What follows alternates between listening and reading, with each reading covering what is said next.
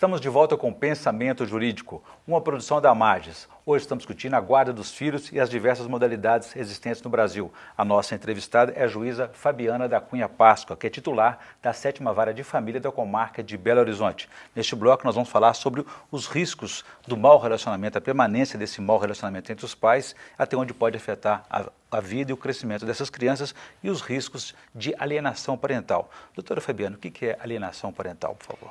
Alienação parental é quando um dos pais, né, um dos genitores, ele de maneira irresponsável, né, sem visualizar ali o que é na verdade melhor para a criança, ele começa a promover atitudes, palavras, atitudes,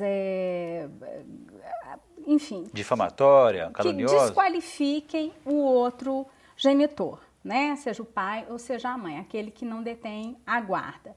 Ele fala mal do pai ou da mãe perto da criança, ele diz que ele incute na criança a ideia de rejeição por aquele... Ele busca o apoio da criança para essa guerra pessoal dele com o outro. Guerra pessoal. Ele põe a criança em frente ao fogo cruzado. Eu acho isso uma forma terrível. O pai ou a mãe que faz isso, talvez imbuído daquele sentimento que nós, né, daquelas mágoas, daquela tristeza. Final de relacionamento é muito difícil, nós temos que ser sensíveis a isso.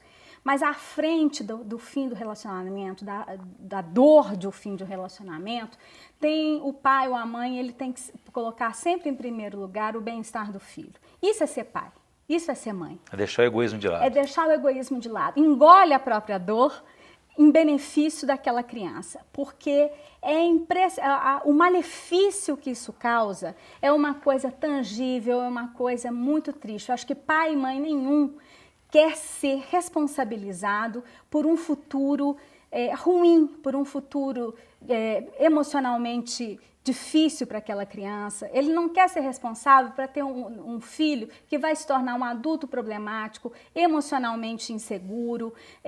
Às vezes até a situação chega a tal ponto que esse menino entra em questões de delinquência, de marginalidade, né? Por conta desse desassossego que se cria no espírito dessa criança. E nesse momento de conflito, o que a justiça pode fazer? Existe por exemplo, alguma dessas 2 ou 3 modalidades de guarda dos filhos que é melhor para inibir esse tipo de situação?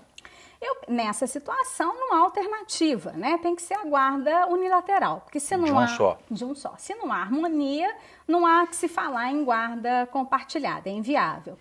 Agora, quando se verifica a alienação parental, aí o que se pode fazer é que, na maioria das vezes, a alienação parental é praticada exatamente por aquele que detém a guarda. E aí, verificada, nós temos que tomar providências para que isso se encerre. Primeiro, é a graduação tradicional dos meios de se reprimir uma conduta indevida.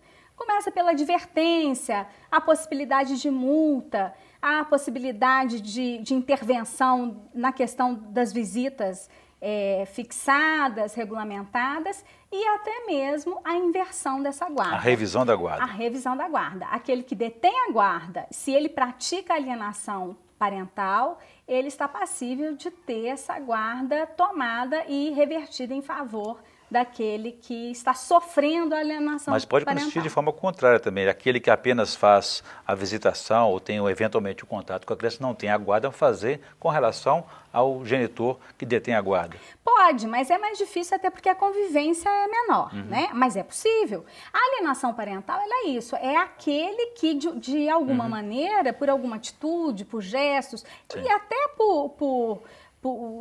de modo a dificultar a convivência do outro, essas atitudes prejudicam o bem-estar, a convivência do menor com um dos genitores. Pode ser praticada por qualquer um deles. Muito bem. Doutora Fernanda, vou fazer uma breve interrupção do nosso bate-papo aqui, nosso debate, para que a senhora possa fazer a indicação de leitura para os nossos telespectadores no quadro Pensamento Literário. Por favor.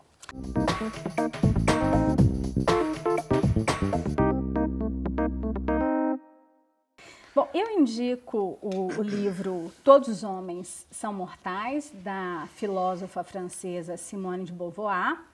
Ela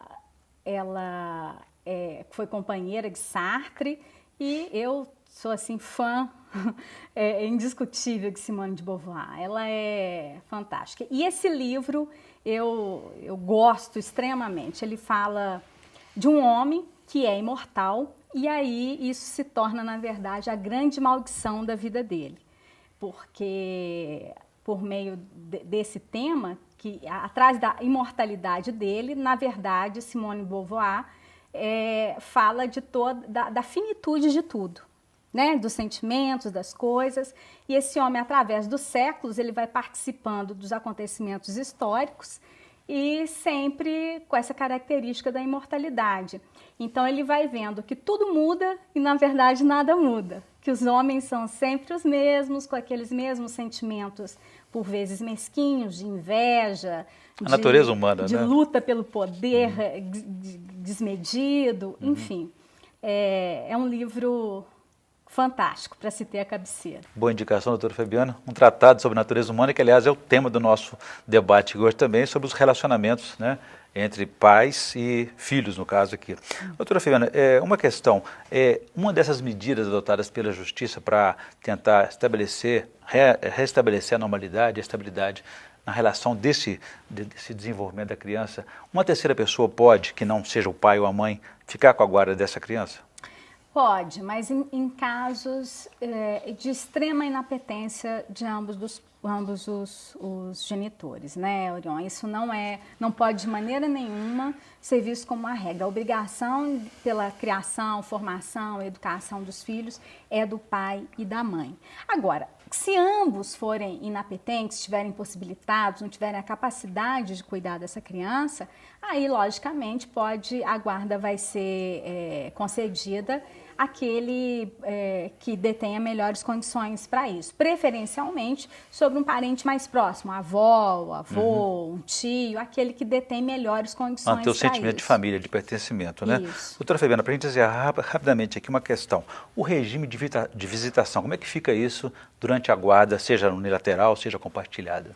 Mais uma vez, eu costumo tentar sempre nas audiências de conciliação que as partes resolvam isso de maneira consensual, porque ninguém melhor do que eles para visualizar o que é melhor na rotina deles. O juiz não tem como, eu não posso passar uma semana na casa dos pais para ver o que é melhor dentro daquela rotina. Eu tenho um sistema quadrado de estabelecimento de visitas. Quando não é possível que os pais estabeleçam de maneira consensual isso, o juiz intervém e fixa finais de semana alternados, uma vez no meio da semana, enfim. Mas, preferencialmente, isso também deve ser estabelecido de maneira consensual pelas próprias partes, vendo o que é melhor dentro da rotina daquela família, possibilitando que haja apesar da separação dos pais, a convivência do filho, tanto com o pai quanto da mãe, seja preservada, porque isso é muito importante, psicologicamente para a criança e até para que as outras questões a serem dirimidas aí no futuro, elas ficam mais fáceis, né? Porque aquela convivência é preservada. Muito bem, eu conversei aqui com a juíza Fabiana da Cunha Páscoa, que é titular da 7ª Vara de Família da Comarca de Belo Horizonte. E discutimos aí sobre o aumento, o crescimento da guarda compartilhada dos filhos entre pais separados. Doutora Fabiana, obrigado pela entrevista, foi um prazer recebê-la aqui no Pensamento Jurídico. Prazer foi meu, Orion, como sempre, né? Muito obrigado. A conversa muito boa. Muito obrigado, nós é que agradecemos. E se você quiser participar, escreva para pensamento@amages.com.br, pensamento@amages.com.br. Espero a sua sugestão. Até a próxima.